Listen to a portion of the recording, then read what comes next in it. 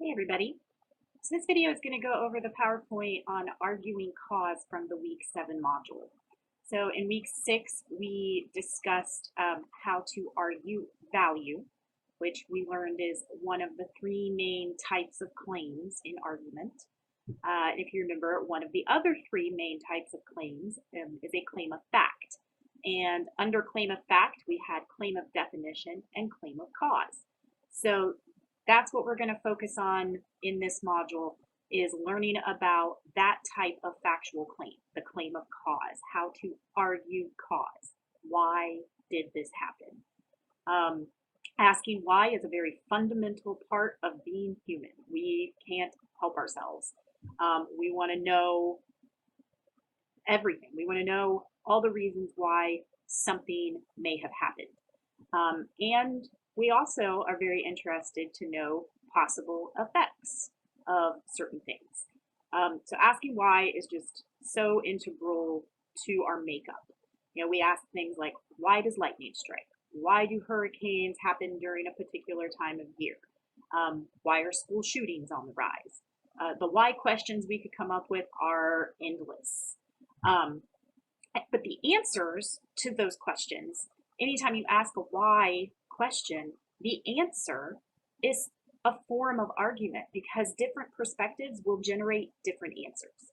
So what you might answer the question why with might be totally different than how I would answer that why question, right?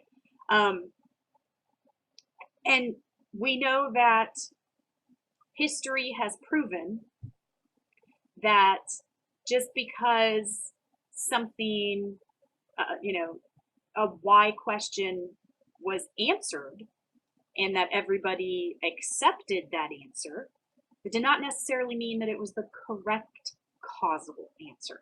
So, for instance, we have things like, lightning strikes because God is angry.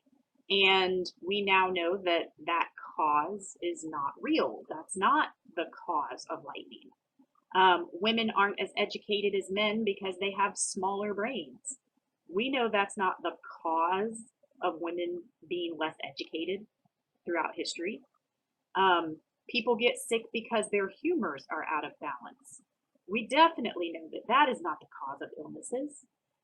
The crops failed because a witch lived among the villagers. We know that's definitely not the cause of the failed crops, but at certain points in history, all of those answers to the why questions were accepted by most everybody.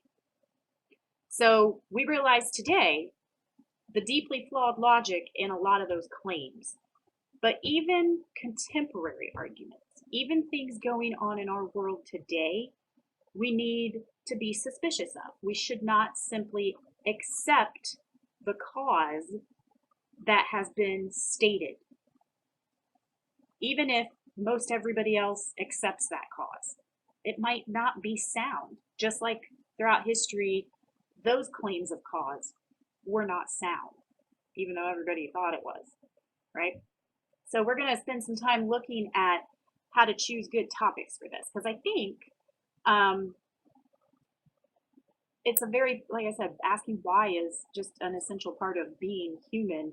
So I think there's a chance that a lot of you might come up with topics for the course project that might lean towards an argument of cause. Not necessarily, but it is such a common question that we ask that I wanted to make sure that we covered it throughout the term. Asking about cause is critical to success.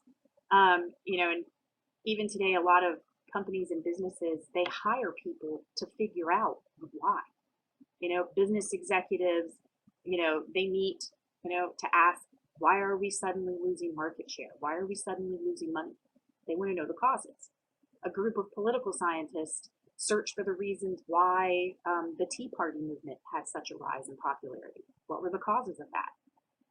Environmental scientists, they gather up evidence showing how fossil fuel emissions and deforestation are causing global warming, right?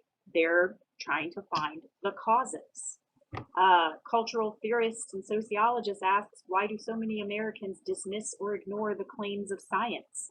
that is something that's very real today. There's a large number of Americans who now suddenly think that answers that come from science aren't real. So what's the cause of that? Why is that happening? A group of psychologists probe for the cause of school shootings. I mean, that's super relevant. Everybody wants to know the why in terms of that. So it's the why questions can be really big, important questions. And the answers that come, the causes, are super important as well. Because knowing the cause then determines action. So you want to make sure that the cause is sound, that it really truly is the cause. Because if you take action and it really wasn't the right cause, well, sometimes acting on the wrong cause is even worse than doing nothing at all. And sometimes, we don't always come up with the right cause right away. Sometimes the most obvious answer to the why is wrong. So why did the student fail? Well, the obvious causal answer would be the student failed because they didn't work hard enough. But maybe they didn't know how to work hard enough. So that causal answer that we had originally isn't really the answer. The candidate lost because people didn't like his politics. That's the reason, that's the cause for his loss. But maybe the reason that the candidate lost, maybe the cause is that voters were distracted by character annihilation. Maybe someone really spread some bad rumors about it. Maybe those political ads really smeared her reputation and sadly voters fell for it, right?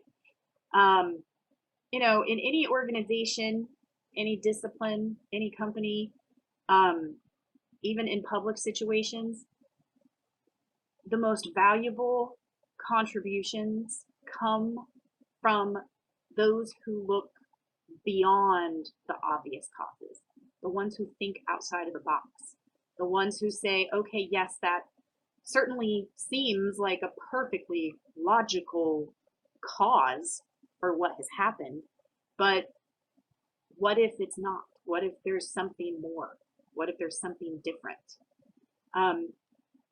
Those are the most valuable people.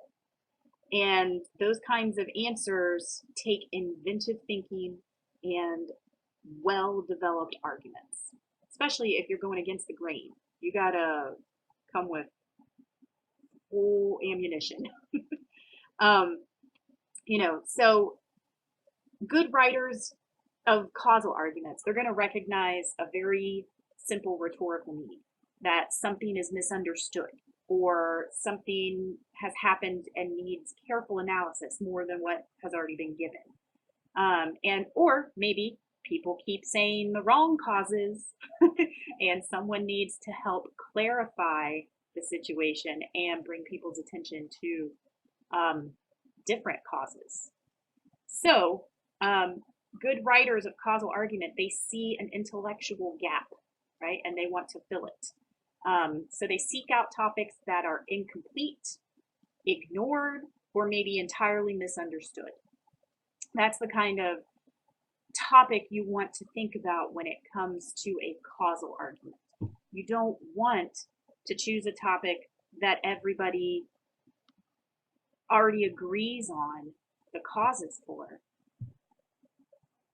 unless you're there to show that there's actually something new to look at, that they're missing something.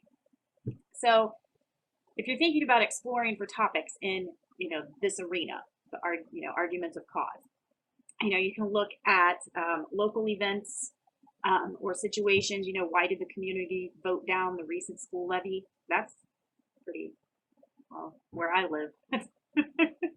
That's an interesting topic for sure. Why are there still deep racial divisions between the downtown neighborhoods and the city police force? Wouldn't we all like to know the answer to that? you can come up with something different that people haven't already put out there as the cause, then that's a really good route to go down. You can look at behaviors or trends in college life. What are the real reasons that students drop out of classes after the quarter has begun, after the term has begun? Why do students binge drink? What is the cause of procrastination? Particular, any kind of particular political phenomenon. What's behind the upswing in religiously motivated voters, or what caused the Tea Party movement? Social phenomenon. Why do school shootings still continue? What's the real cause behind teenage marijuana use? Why do more males than females go into the sciences? That's an interesting topic. You can look at pop culture. Why do models continue to be so skinny, even with all this, body positivity stuff? Why the huge success of food-related television shows? Because they're awesome, that's why. But a really interesting argument to get into. Why isn't PBS more popular? That's a great question. I'd love to know the cause for that. Or any situation in your academic discipline or career field, or from your actual real life. One thing that's cool about doing an argument of cause, if you want to go this route, is you could look at something that has happened at your job and look at the underlying causes for it. Maybe, gosh, I hope this hasn't happened in real life to anyone who's watching right now, but let's say, for instance, that you worked in a medical facility and you guys lost a patient. The patient died. And when it's all said and done, I don't want to say the blame, but for lack of a better word in the moment, the blame was put on a particular person or on a particular procedure. And everybody thought, that whoever, came up with the cause, whoever looked into it, they provided the evidence and said, this is the reason why it happened. And, everybody at your work looked it over, said, yeah, okay, that sounds plausible, that sounds like that's the correct cause. And maybe changes were made, maybe someone was disciplined, if it was a, negligence kind of thing. And maybe you're looking at that situation and maybe you have some different insights. Maybe you're aware of some things that weren't, brought to everyone's attention right away. Maybe it's just, you've been there for a while and just, observing how things work. And you're like, okay, maybe someone dropped the ball, but here's the real reason why. It's because, we're working too long hours, we're understaffed, this, you know what I mean? Like this, and this. Sure, maybe someone, we could point the finger at one particular person, but in reality, that is not the cause of why this patient sadly died. This is the real cause, or these are the real causes. So I think a causal argument could really be relatable. I think that there's a lot of things in our everyday lives that we could present in a causal argument. So just think about that. All right. Remember too that when you are looking at a situation, there's always, the possibility for many causes. Or there's you don't know. Obviously, we're not dealing with hardcore facts right now. You would be putting forth an educated opinion as to the causes.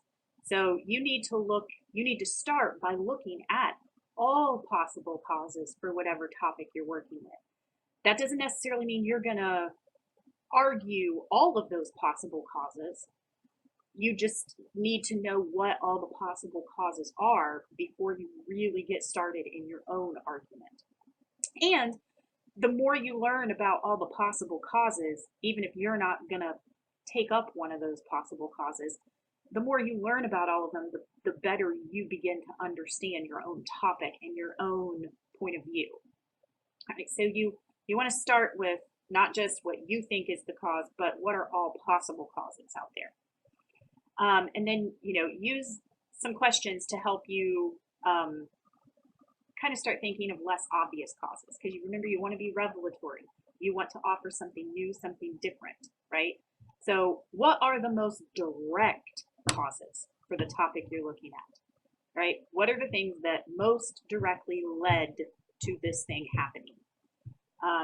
Are there any economic or business conditions that have figured in? Are there any attitudes, fears, or values that may have initiated or been, or supported it in some way?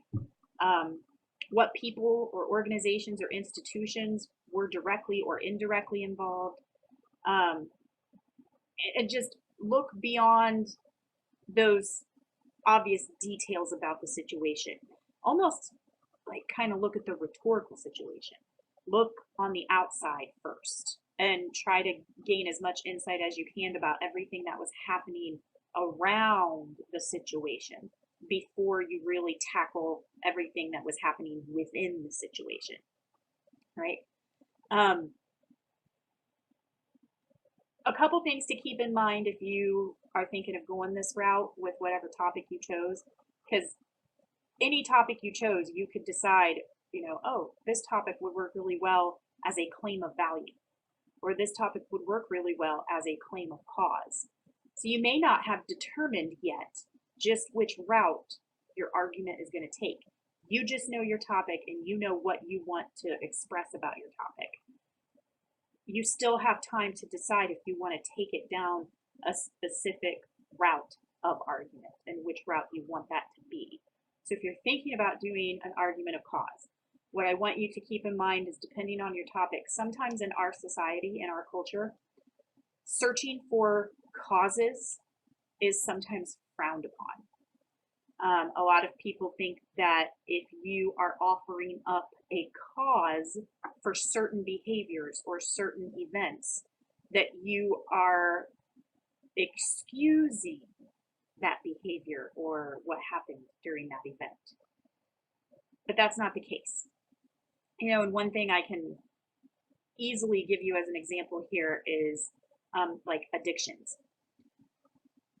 There are a lot of root causes for addiction. And if you were to present one of those causes, like this is one of the main causes, this is one of the main things that cause people to become addicts. There are a lot of people in our culture who would look at that and say, no, no, no, no, no.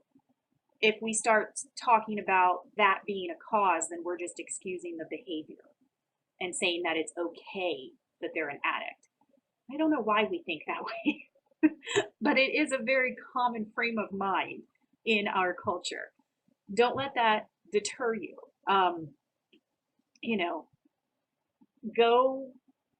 Go forward with it, and keep in mind that it's just an argument that's being presented, and any argument and any of the information in an argument simply builds on our understanding of it. And if we know the causes, then we can start to do more to prevent, right? We always try to discover why something happens beyond the quick reflexes of popular culture. So go beyond that, go past it. None of that matters what popular culture would say right now. Just go with your argument. As you are starting to come up with your claim, if it's a claim of argument or a claim of cause, sorry, the first thing you want to do, obviously, is ask yourself, what do others claim? What main causes do other writers or other people put forward? And then what causes have not been considered? What have people not thought about in terms of causes? And if you have a particular source already, something that you've already read, something that you're familiar with, what does that author assume about the topic, right? And then you have to think about what you claim. How do your assumptions differ or overlap with other people's in terms of your topic and the causes? And which cause or set of causes do you think is most critical? Because you will likely find, or even already have in mind, more than one cause. maybe way more than one cause, but you can't tackle all of them in an essay. So you have to choose which ones you want to work with, and knowing sort of like the hierarchy of them, which ones are most critical and which ones maybe not so much, will allow you to start to figure out which ones you want to focus on. You can have an argument of cause where you are claiming one single cause. This is the one and only cause of this thing. And the good thing about that is your argument gains a lot of focus and clarity because you are zeroing in on one cause and one cause only. But the con to that, the downside, is that you have to make a solid case for that one cause. You have to show that there are no other possible causes, and that can be intimidating.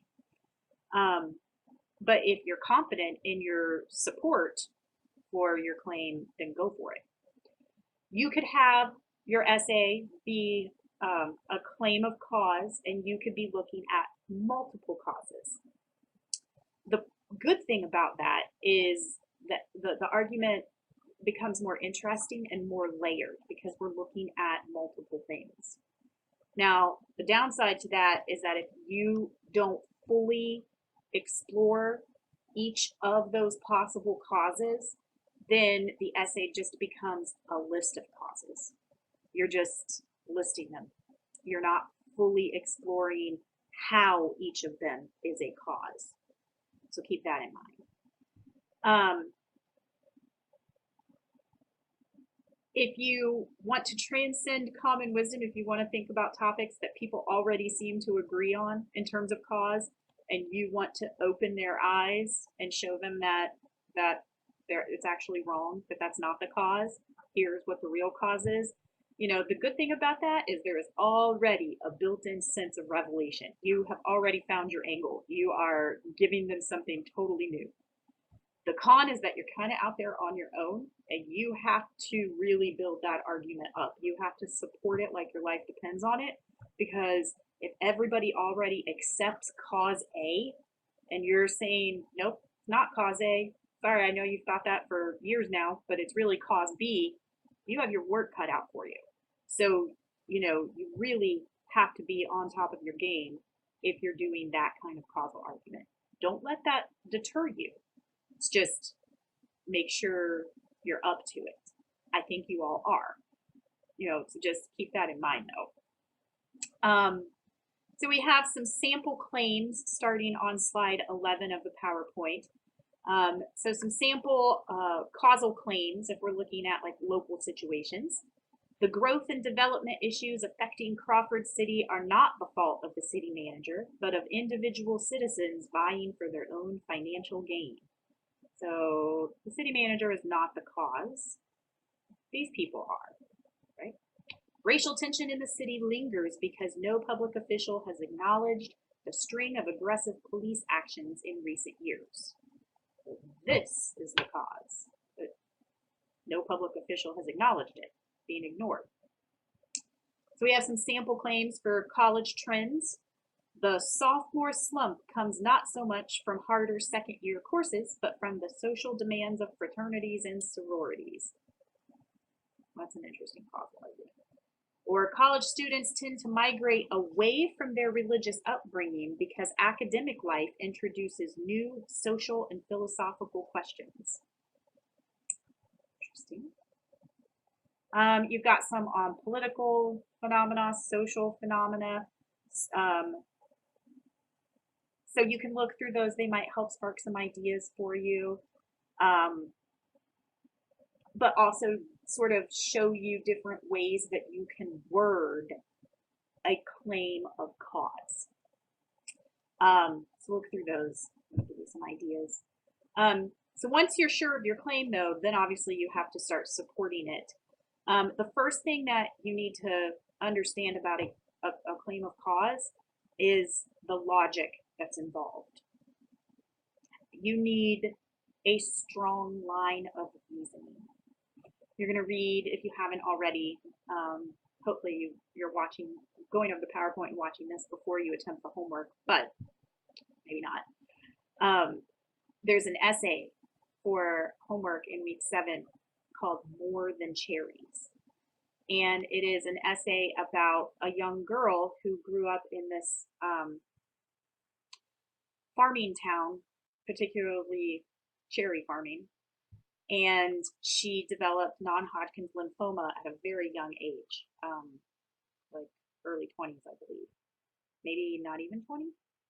Can't remember off the top of my head now. But she's pretty young.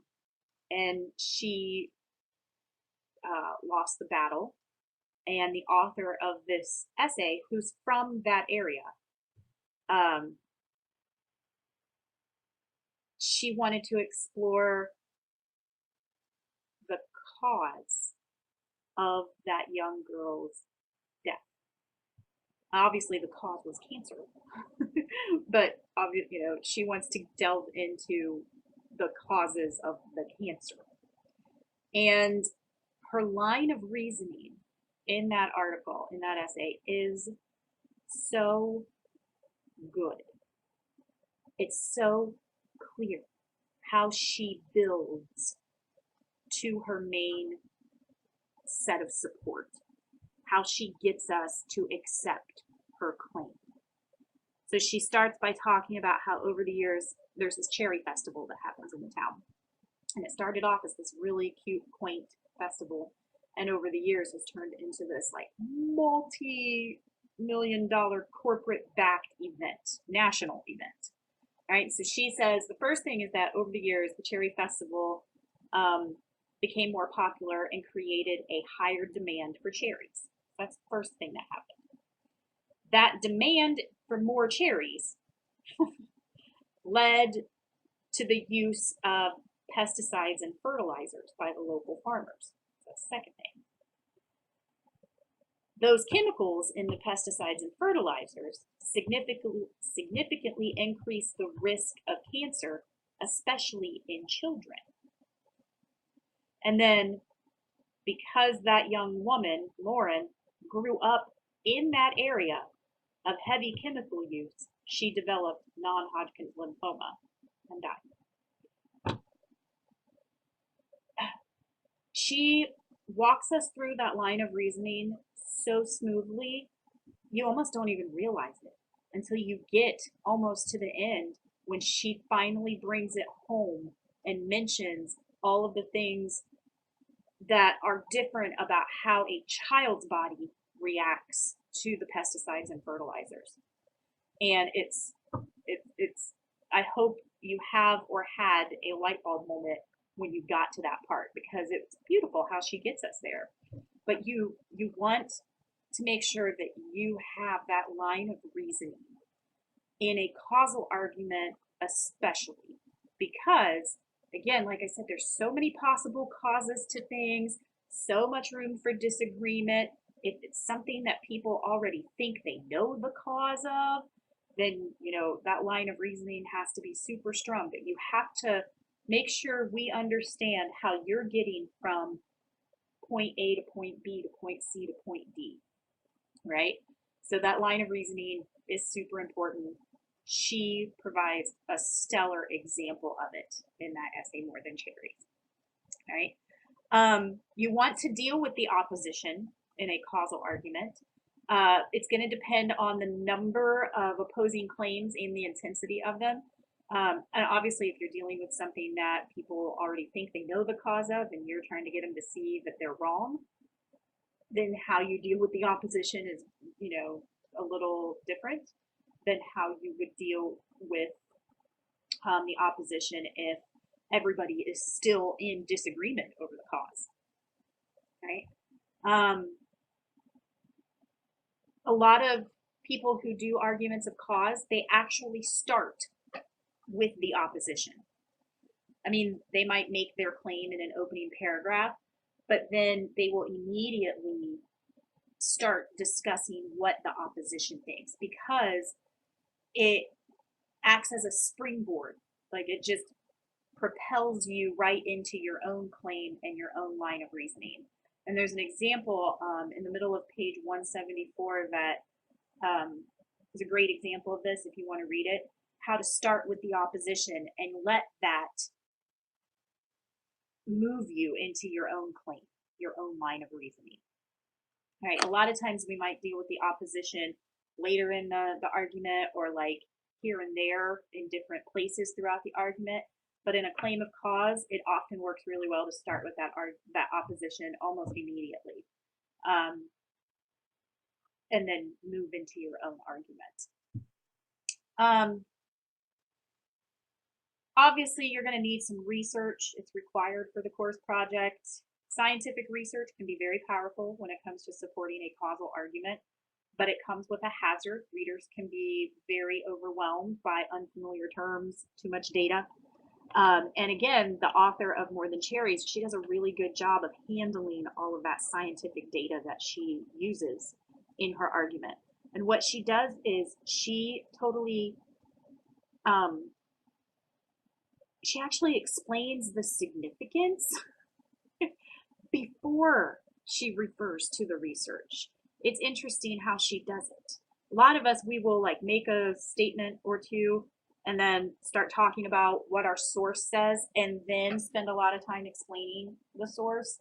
And she kind of does it the exact opposite. She explains the significance first and then provides the actual statistic or the actual quote from the expert, whatever the case may be. And that allows her readers to understand the information better before she tries to drive home a point and get them to accept it, right? So she's building up to the point she's trying to make instead of making the point and then supporting it, right? She walks us through the back door, if you will. If you're developing an argument of cause that has of multiple causes, you can use paragraphs to separate and detail each cause that you're looking at in the argument. And again, she does this with More Than Cherries. If you remember that line of reasoning, you know, her first cause that she talks about is how the cherry festival grew in popularity and created a higher demand for cherries. But obviously that's not the only cause of why this girl, Lauren, why she developed cancer and died. So the author of the article, Samantha, she uses the paragraphs to take us through each of the causes that she's discussing, right? You're going to, if you do this, and you're dealing with multiple causes, think about that. And it might take, you know, one of the causes you're dealing with might take more than one paragraph to discuss, but you understand what I mean. Like use the organization of the essay to sort of delineate the multiple causes that you're looking at, right? That way nothing gets too entangled and you can walk us through your line of reasoning without confusing us more. When it comes to audience and voice, be aware of what's going to work best to get your point across, what kind of tone you want to use. Keep your sentences varied. You know, too many short, choppy sentences are going to make the overall essay seem elementary, but too many long, complicated sentences are going to get boring and monotonous and maybe a little overwhelming for the reader. You want to keep those sentences varied. Use your short sentences to sort of make a point, to catch them off guard, whatever the case may be. Those short sentences can help kind of make the reader stop in their tracks, if you will. You can use I, the first person pronoun I, but be careful if you do. You'll notice that in, again, More Than Cherries, she refers to herself. She puts herself in the essay, but only at certain times of the essay. Using the second person, you, talking directly to the reader, can also work at times throughout the essay. It draws the reader in. But you have to be careful about it. There's one of the essays where the use of pronouns is pretty interesting. one of the sample essays. But just be careful, be aware that it's okay to use the personal pronouns, but sparingly and with purpose, right? With intention. When it comes to revising, if you're going to do this type of argument, it's all the same. Anytime you revise, global issues first, right? So, is it a revelatory argument? Am I talking about something new or different?